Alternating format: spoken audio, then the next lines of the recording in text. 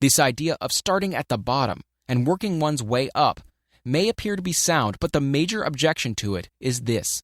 Too many of those who begin at the bottom never manage to lift their heads high enough to be seen by opportunity, so they remain at the bottom.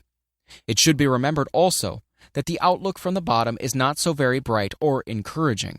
It has a tendency to kill off ambition.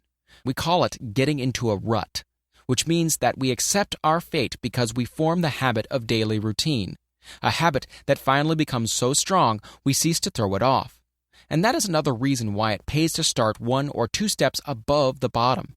By so doing, one forms the habit of looking around, of observing how others get ahead, of seeing opportunity, and of embracing it without hesitation. Dan Halpin is a splendid example of what I mean. During his college days, he was the manager of a famous 1930 national championship Notre Dame football team, when it was under the direction of the late Knute Rockne. Perhaps he was inspired by the great football coach to aim high and not mistake temporary defeat for failure, just as Andrew Carnegie, the great industrial leader, inspired his young business lieutenants to set high goals for themselves. At any rate, young Halpin finished college at a mighty unfavorable time when the Depression had made jobs scarce.